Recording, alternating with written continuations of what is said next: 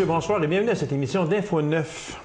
Qu'est-ce que le Salon mondial de la PME Centralia 2010? Alors, pour nous en parler, je reçois le président de 48e Nord International et également de Métal Marquis, M. Guillaume Marquis. M. Marquis, bonsoir.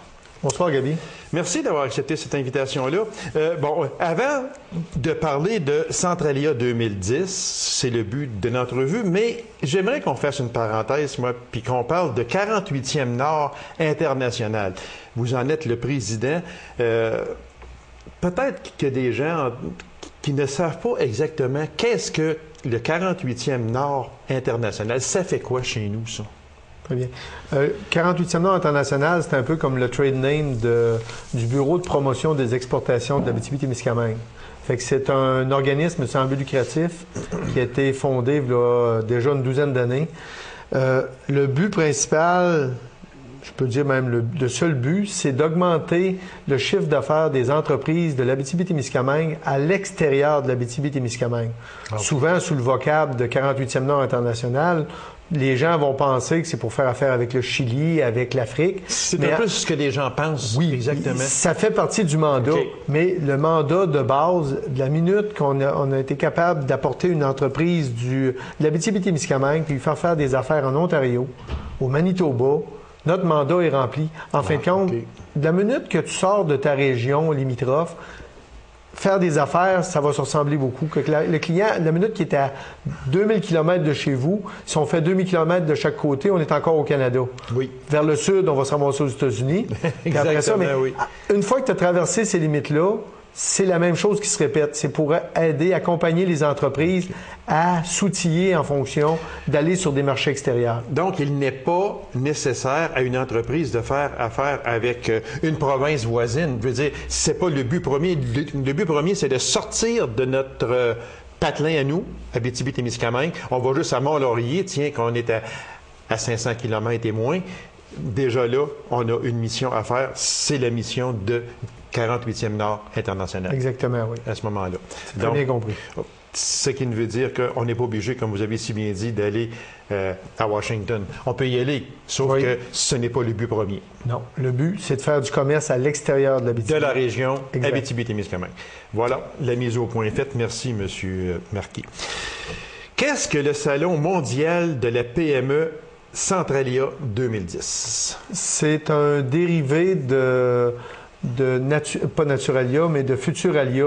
C'est un concept qui a été développé, un concept de matchmaking qui a été développé du côté de la France depuis au-delà d'une, je pense qu'ils sont rendus à la 18e année. OK. Puis ce concept-là, c'est que au moins 3-4 semaines avant l'événement, là on parle d'un événement qui va se dérouler du 20 au 22 octobre, donc on est exactement dans les temps si les gens veulent s'inscrire, c'est que pour toute personne qui veut faire du développement des affaires, que ce soit quelqu'un qui soit dans le commerce, quelqu'un qui soit dans la fabrication, quelqu'un qui se recherche des partenaires à l'extérieur, c'est extrêmement bien indiqué. Ce que tu fais à l'intérieur de l'approche qui est donnée, c'est que tout le monde génère un peu une feuille de présentation de son entreprise. Okay. Ça peut être une personne qui y va à titre personnel.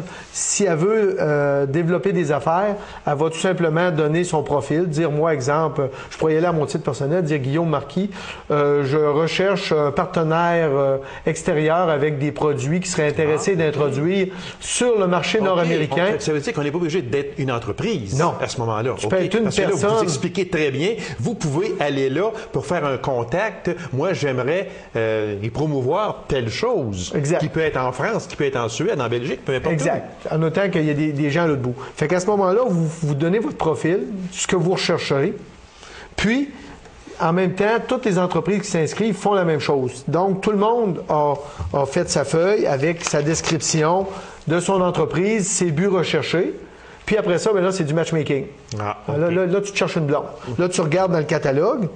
Puis là, quand tu dis, cette personne-là, j'avais pas vu ça, ça serait intéressant que je la rencontre. Puis là, tu en trouves, là, tu vas faire une vingtaine de choix. Ou 20 ou 25, ça n'a pas d'importance. Tu fais ta sélection. Puis, par la suite, les gens font la même chose. Après ça, c'est traité par un ordinateur. Il y a un programme de traitement qui fait que si Gabi a voulu rencontrer Guillaume, puis Guillaume a voulu rencontrer Gabi... Le match se fait. Ça, tu appelles ça un match parfait. Oui. Parce que toi, tu penses que moi, je peux faire l'affaire, puis moi, je pense que toi, tu peux faire l'affaire. Okay. Donc, si on a un match parfait, ça va sortir automatiquement, puis on va se rencontrer. Parce que là, l'autre, dans ta description, il a vu quelque chose d'intéressant. Okay. Après ça, c'est ça l'intérêt d'être inscrit 2-3 semaines avant. C'est que les personnes, il y en a qui vont te trouver, puis ça va l'inscrire sur Internet, vu que c'est toutes des inscriptions par Internet, ça va être inscrit sur Internet, exemple. Moi, je t'avais pas choisi, mais toi, je vois ça. Tiens, Gabi Lacasse, il veut voir Guillaume. Ah, il veut me voir. Puis là, je vais voir ton profil. C'est ça. Hey, je l'avais manqué. C'est ça. C'est vrai. Là, tu dis, ouais, moi tout, je t'ai intéressé. Fait qu'après ça, ce que tu as à faire, tu as de 10 à 14. Ils sont rendus jusqu'à 14 rendez-vous d'affaires que tu peux faire. Fait qu'une fois que tu as fait tous tes matchs, parce que là, tu as étudié, tu as regardé, puis des personnes qui... tu as sélectionné des gens t'ont sélectionné, tu vas avoir ton carnet de rendez-vous.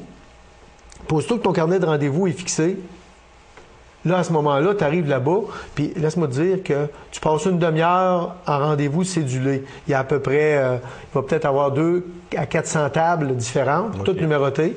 Puis, exemple, tu as affaire avec quelqu'un du Chili. Tu parles pas espagnol. C'est ça. À ce moment-là, l'organisation va s'assurer que toi, tu vas leur donner la langue dans laquelle tu parles. Puis s'il n'y a pas de langue commune, il va y avoir un interprète qui va être là sur place pour être capable de passer le message. C'est vraiment intéressant. Est-ce que c'est un événement annuel, M. Marquis, ça? Centralia, c'est la première au Canada de ce type-là qui est organisé canadien. Avec toute une panoplie d'entreprises de différents domaines. Tandis que ce qu'on avait déjà développé, on avait déjà fait Naturalia, qui avait eu lieu en 2002-2004. C'était deux rencontres qui étaient simplement ciblées sur les ressources naturelles. On avait obtenu, ça avait été organisé par 48e Nord, on avait obtenu des résultats mitigés parce qu'on n'avait pas un volume. Puis, quand on regarde la base de cette approche-là qui vient de Futuralia, le modèle français, habituellement, pour y avoir participé, c'est entre 700 à 1000 entreprises ou individus différents qui sont à l'intérieur du catalogue. Donc, à ce moment-là, tu as une masse critique plus intéressante, puis ça va faire un événement qui est plus riche en soi. Et vous avez une collaboration vraiment énorme avec les chambres de commerce provinciales. Oui, c'est la Chambre de commerce provinciale qui est l'organisateur pour le Québec, qui a la charge de faire la promotion de l'événement pour amener les gens à Winnipeg pour Centralia. Alors, c'est pour ça que Mme Françoise Bertrand était de passage ici en région il n'y a pas tellement longtemps. Fin août. Okay, on l'a rencontré en fin août à Rouen. Ça se passe à quel endroit, puis les dates de cet événement-là, M. Marquis? Winnipeg, du 20 au 22. Donc, normalement, ce que les gens, faut qu'ils s'attendent, c'est tant qu'à préparer quelque chose comme ça finit un vendredi. Souvent, les gens vont étirer jusqu'au dimanche. Oui, sûrement. Pour se permettre de faire un tour, faire un peu de... Une petite visite, comme on dit. Petite visite. Exactement. En même temps, souvent, les gens que tu rencontres là-bas, pendant ta rencontre d'une demi-heure, ça te permet souvent de te dire « Non, ça ne marchera pas avec cette personne-là. » Puis d'autres personnes, tu dis « Il y a quelque chose, il faut aller plus loin. » Puis là, la personne reste là. On se sert de ces 2 jours-là oui. Poursuivre le contact. Exact. Fait que là, à un moment donné, tu as identifié des gens, ils sont là, puis là, à un moment donné, tu rallonges ça avec un souper, une après-midi, une visite. Des fois, tu vas aller voir son entreprise sur place. D'autres fois, ça va être quelque chose en commun. Tu peux avoir rencontré une autre personne qui va t'amener voir un autre. Puis, le plus souvent, qu'est-ce qui se passe dans ces choses-là? Ce que j'aimerais rajouter, c'est que souvent, c'est pas des gens d'Europe ou de l'extérieur que tu rencontres. Souvent, c'est des gens qui font partie de ta mission. Tu te rends compte qu'au Québec, en allant là-bas, tu n'avais aucun but précis avec une personne. Souvent, c'est ton voisin. J'ai développé des affaires souvent avec des gens de Val-d'Or, avec des gens de Rouen, sur des missions comme ça. Sur des missions. Et vous êtes collés un sur l'autre. Oui, mais on n'a pas le temps de se rencontrer. Exactement, mais là, tout le monde prend le temps de sortir de chez soi. Tu n'es pas chez toi. Puis, on est tous les deux dans la même situation. tu jases, puis à un moment donné, ben là, regarde, j'ai commencé à faire ça. Hein, tu fais ça? Puis l'autre, ben là, je fais ça. Ben oui, moi, tout, j'en ai. Moi, j'ai besoin. Exactement.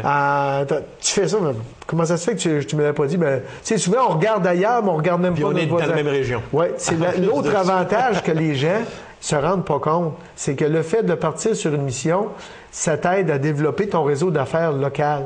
Parce que ces gens-là, on a tout ça en commun. On est la gang du Québec qui s'en va là-bas. La gang de l'Abitibi-Témiscamingue aussi en même temps, mais ça va être... On va se retrouver dans les mêmes hôtels. Exactement. Puis là, à un moment donné, ben là, tu vas rencontrer des gens. Puis rien que ça, c'est un développement d'affaires très intéressant. Puis j'ai l'impression que les deux journées additionnelles où ce n'est pas officiel, si on peut employer l'expression, mais le samedi et le dimanche qui est libre, que les gens habituellement, vous l'avez bien dit, les gens restent là pour visiter, puis poursuivre peut-être leur démarche. Il se crée peut-être beaucoup de liens dans ces 2 jours-là. Exact. C'est exactement ça le point.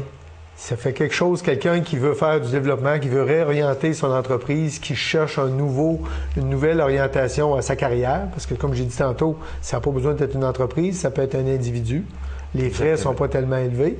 Ça te coûte ton billet d'avion, plus l'organisation, c'est 895 $. Si on en parlait de justement le coût d'inscription pour une entreprise ou un individu. C'est ça, c'est la même chose. Parce qu'on a parlé tantôt, on peut y aller à titre personnel aussi. Exact, c'est ça. Fait que vous dites que c'est 850 $. 895 $ ou environ. Oui. D'inscription. C'est puis ça. après ça, mais c'est sûr après ça, tu as accès au catalogue. Puis, si à l'intérieur, parce que l'important, c'est là de s'inscrire tôt pour pouvoir voir un peu s'il peut y avoir des gens intéressants, c'est d'être capable d'être inscrit sur Internet parce qu'à un moment donné, tu as une date de tombée à laquelle tu peux te retirer. Si à un moment donné, il n'y a rien qui fait avec toi, tu vas faire du matchmaking, ça ne veut pas dire que tu vas trouver la fille que tu veux. Non, tu vas pas trouver l'entreprise que tu veux. Fait qu'à un moment donné, s'il y a rien qui accroche, là, tu peux dire, écoute, j'ai 14 rendez-vous potentiels, puis à date, j'en ai 2 qui sont intéressés de me voir. Je pense pas que ça vaille la peine. Tu sais, quelqu'un qui tu peux te retirer, tu as des frais minimes là, à un moment donné, mais rien que l'idée que quelqu'un fasse l'exercice de dire, je veux rencontrer 5 entreprises différentes qui sont loin. Faites juste calculer les coûts, puis habituellement, c'est 4-5 000 $. Habituellement, tu mets rien que pour t'organiser par toi-même, ça va te coûter facilement une couple de 1 000 $ par entreprise pour aller faire des rencontres. Tandis que là, tu as une possibilité d'en rencontrer plusieurs, faire du développement d'affaires. Beaucoup plus minime aussi exact. À ce moment-là. Le fait de travailler en groupe comme ça. En Abitibi-Témiscamingue, vous visez combien d'entreprises? Une douzaine. Une douzaine? Une douzaine d'entreprises. C'est à peu près les gens comme l'Abitibi-Ouest, normalement, on s'attendrait à à peu près 2 ou 3 entreprises là, qui seraient à date pour aller faire ce style d'exercice-là. Parce que c'est pas donné à tout le monde. Il y en a qui l'ont déjà fait à plusieurs reprises, puis ils ont déjà leur réseau d'affaires qui est monté. Il y en a d'autres qui sont avec un nouveau produit, ils ont besoin de s'étendre. Ça s'adresse beaucoup à ces gens-là. Ou des personnes qui ont de la capacité de production, ou des gens qui veulent se lancer dans la distribution, puis qui veulent réorienter leur carrière. C'est ça. Ça, là, ça veut dire aussi, M. Marquis, que une entreprise X, elle est ceinturée un peu. Elle voudrait là, absolument là, aller l'autre côté de la clôture, l'autre côté de cette ceinture-là pour se développer plus. Exact. Alors, elle est saturée ici quand on parle au Québec, disons, tiens. Elle est saturée. Donc là, c'est le moment idéal pour dire, bien là, moi, là, je m'ouvre une porte. Parce que là, je veux aller sur le mondial ou peu importe, sur l'international.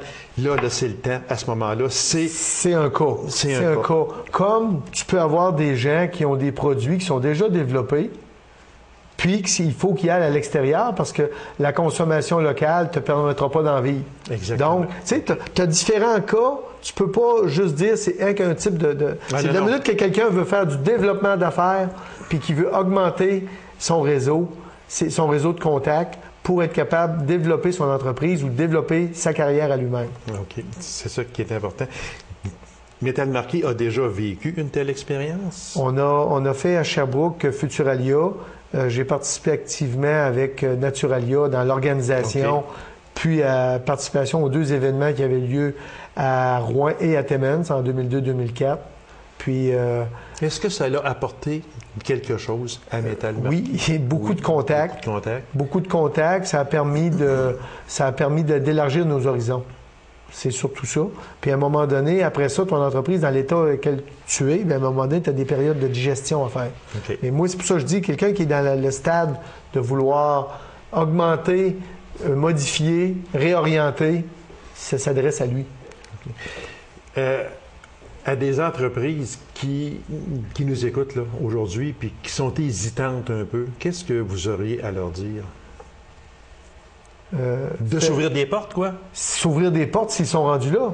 À un moment donné, là, tu as une entreprise, tu as un produit, puis là, tu dis, bon, ben maintenant, il faut que j'aille vérifier si mon produit, il y a des gens qui ont un intérêt là-dessus. Bon, vas-y. Ton produit, il est prêt, tu l'as testé. Là, maintenant, tu t'en vas vers une mise en marché. Puis est-ce que ton produit il va intéresser d'autres gens? Tu as à peu près le plus beau forum. Tu vas avoir des gens qui sont intéressés à faire du développement d'affaires. Ils sont tous là. Puis ils vont regarder le produit. Puis automatiquement, en travaillant, en faisant ton carnet de rendez-vous, tu vas voir à quel point tu as des gens qui s'intéressent. Souvent, notre idée, c'est la meilleure. Quand on la développe, là, c'est sûr que la bebelle qu'on fait, c'est la meilleure. Oui, oui. Puis après ça, quand on arrive pour la vendre, là, on entend... la réalité. Puis souvent, la réalité est très, très brutale. Elle fait ce qu'on dit. Oui, parce que là, tu pensais que tu avais tout vu. Exactement. Puis là, tu te ramasses assis en face de quelqu'un qui dit, oui, la bebelle que tu as faite, on a fait ça, vous le disais. Hop, là. Bon. Mais il y avait un petit quelque chose dans ce que tu as fait qu'on n'a pas fait. Tu as fait ça de différent.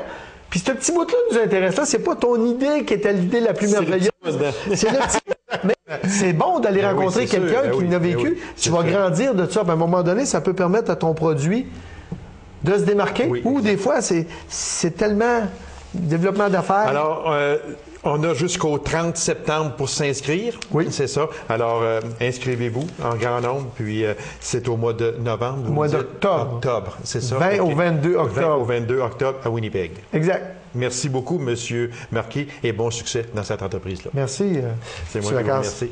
Alors, courte pause et on revient immédiatement après. Restez avec nous.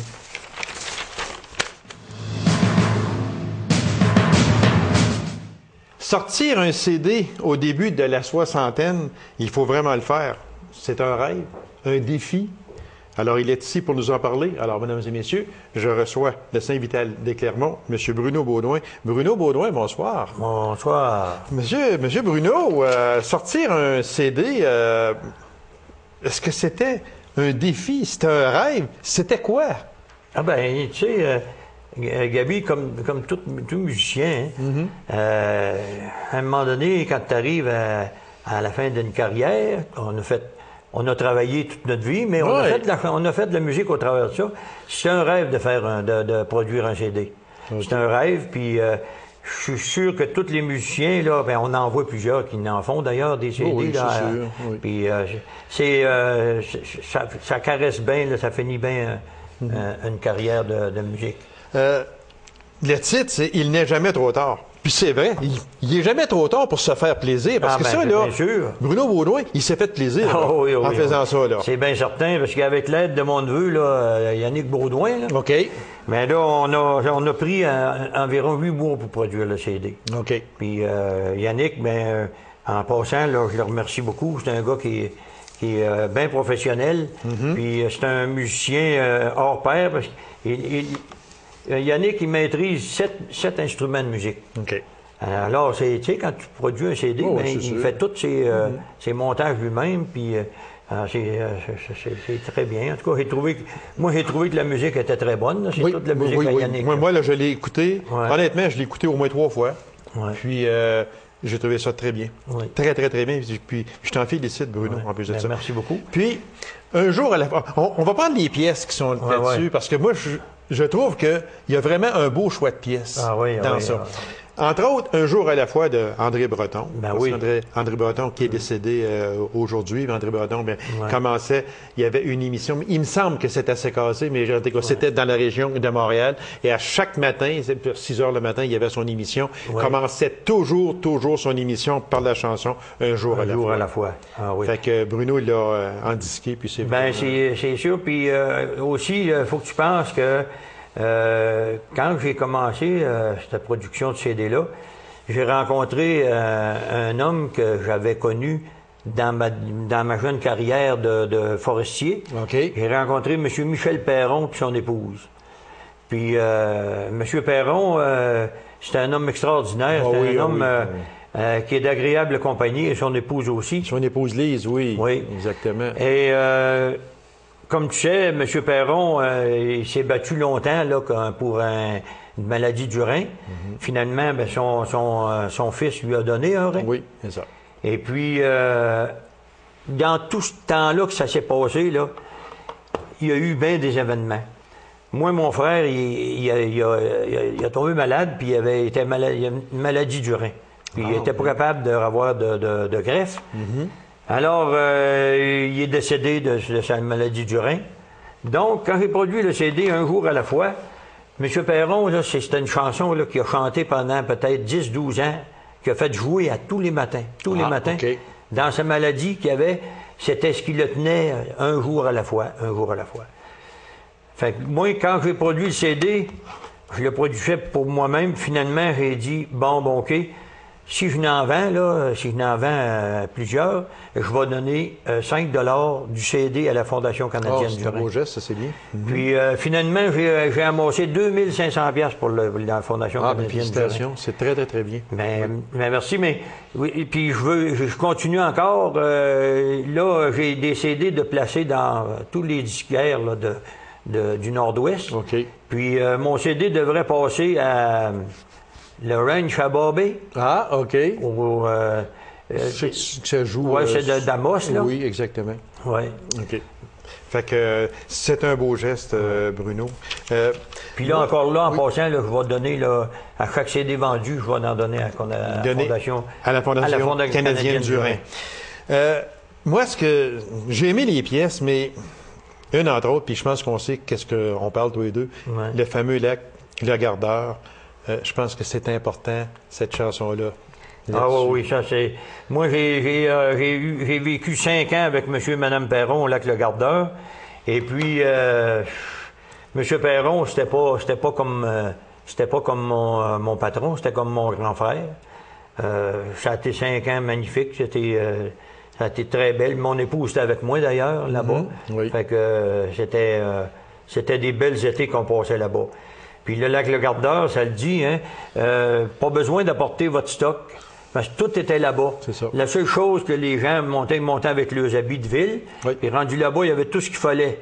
Ben, ils se passaient une paire de jeans, là, puis tout était là. Les habits de pluie, les bottes. Je sais, parce que j'étais un des chanceux à aller là. Puis c'est justement, c'est le pilote de l'avion, en plus de ça. Un petit peu de misère à sortir, par exemple, mais c'était sécuritaire, il n'y avait pas de problème.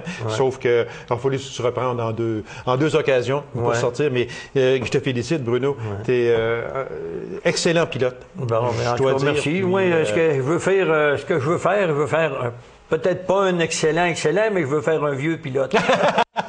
Est-ce que tu pilotes encore? Oui. Oui, tu pilotes toujours. J'ai piloté cette année. OK. Dans le fameux medley de souvenirs des grands du country, il y a des gros noms là-dedans. Ah oui, il y a entre autres, Lévi Boulian, Marcel Martel, Paul Bruno. Il y en a beaucoup. Pour Bruno Beaudoin, peut-être pas l'idole, mais dans le country, celui qui t'inspire le plus, ce serait qui? Dans le country, celui qui m'inspire le plus dans les gens d'aujourd'hui, là. Oui. Moi, dans les gens d'aujourd'hui, c'est Patrick Normand. Okay. Patrick Normand, c'est un très bon musicien, bon guitariste. Oui. Mais dans le personnel féminin, là, moi, j'ai toujours aimé René Martel. Ah, OK. René Martel, c'est un autre modèle de courage. Elle a passé par toutes sortes d'épreuves. Oh oui, de grosses épreuves. Encore aujourd'hui, on la regarde, là, puis c'est une femme qui va encore de l'avant, puis c'est bien plaisant de l'avoir tout ce qu'elle a subi, puis ce qu'elle a passé dans la vie. On parle de drogue, puis d'alcoolisme, etc. Un autre, parce qu'on regarde dans les chansons, le band des délaissés. Moi, j'ai aimé, et j'ai essayé de comprendre cette chanson-là, mais est-ce que, pour vous, ça vous dit quelque chose, Bruno? Ça, oui, bien sûr. Le banc des délaissés, on sait que c'est une chanson d'Isabelle Boulay. Oui. Isabelle Boulay, c'était une chanteuse que j'adore et j'étais allé à ses concerts ici dans l'Abitibi. Mais le banc des délaissés, là, ça, c'est les personnes, moi, j'ai vu ça comme les personnes qui étaient seules sur un banc, là, tu sais, puis il y avait pas rien devant eux autres. C'était comme... C'était vide, on dirait. Oui, il y avait vide. Eux autres, là, le banc des délaissés, puis c'est ça un peu que ça dit. C'est ça que ça oui, dit. Exactement, oui, Ouais. oui. Une autre chanson, vous avez été chercher un grand succès de Jean-Pierre Ferland, une chance qu'on Oh, soit. yes! Oui! Non, j'ai trouvé ça bon, parce oui. que c'est un grand succès. Ben oui, Jean-Pierre Ferland, c'est un... Mais Jean-Pierre Ferland, c'est drôle, hein? Moi, j'avais jamais bien kické sur ce chanteur-là. Mais à un moment donné, mon épouse a dit, viens avec moi, on va aller à la salle des jardins à la Sarre. Jean-Pierre Ferland est là. Fait que je suis allé avec. C'était mon dans sa ami, j'ai dernière adoré le tournée aussi. spectacle. Oui, exactement. Puis à ce moment-là, mon vieux, j'ai vu là, que c'était un gars simple, là, oui, M. Ferland. Puis, en tout cas, j'ai bien aimé ses spectacles, puis ses chansons qu'il faisait, c'était très beau. Hommage à nos parents. Est-ce que ce sont vos parents? À tous nos parents. À tous nos parents. À tous nos parents. OK. C'est hommage à nos parents qu'on a. Oui. Aussi bien, parce que nos parents, là, ils ont passé à peu près dans toutes les ça a été la même situation dans toutes les familles. Oui. Puis on voit que nos parents, eux autres, il y avait beaucoup d'enfants, hein. Puis là, mon ami, là, c'est pas drôle, là, les enfants, puis le travail de la ferme, puis...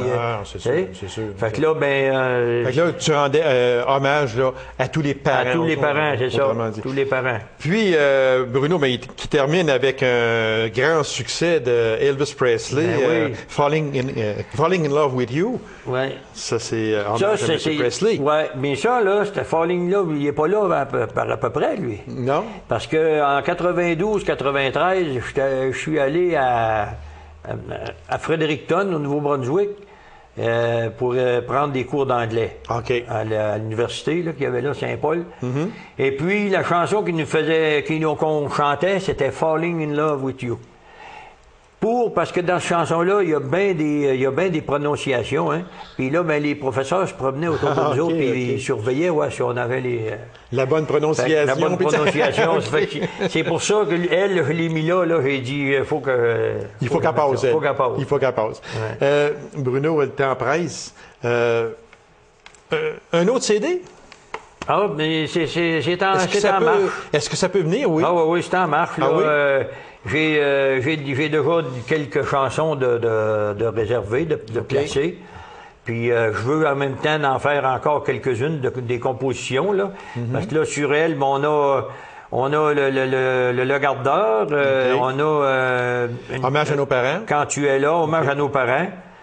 Fait que puis le souvenir des grands du country, ben c'est un medley que j'ai pris. C'est un medley, c'est ça. Puis nous au Québec, on est privilégiés. C'est vrai qu'on est privilégiés. Beaucoup, parce que on a eu de grands chanteurs country et on en a encore aujourd'hui aussi. On a seulement qu'à aller à Saint-Tite actuellement. Oui. On a c'est l'apothéose là-bas. Ben c'est bien sûr, mais Gabi, on n'est pas seulement chanceux dans la musique. On est chanceux dans l'état où est-ce qu'on vit, dans la situation. Oui. Si on regarde un peu au travers du monde ce qui se passe aujourd'hui, là... Il y en a qui sont pires que nous autres. Ah, c'est pas drôle, là. Non. Il y en a qui sont bien pires que nous autres. Alors, Bruno, félicitations. Ben, merci Puis beaucoup. chaque CD vendu, une partie va à la Fondation canadienne du Rhin. Justement. Félicitations, c'est un beau geste de votre part. Et puis, on en souhaite un deuxième CD. OK, merci. Puis en terminant, je voudrais saluer mon épouse Nicole qui m'accote tout le temps. Puis c'est ma compagne. C'est ma compagne tous les jours. C'est ma chum de trappe. Puis on fait du sirop ensemble. Puis en même temps, je voudrais saluer tout spécialement monsieur et madame Perron. En tout cas, j'ai bien apprécié tout le temps qu'on a passé ensemble. Puis j'espère qu'on en repasse encore de plus belle parce que monsieur et madame Perron sont résidents de la Sarre maintenant, à leur chalet. À leur chalet. Ouais. Alors, Bruno, merci beaucoup. On va sûrement se revoir. Puis si un deuxième album sort, ça va toujours nous faire plaisir de te réinviter. OK, merci beaucoup, Gabi. C'est moi qui te remercie. Alors, mesdames et messieurs, merci d'avoir été là. Et on se donne rendez-vous à une prochaine émission d'Info 9. Au revoir.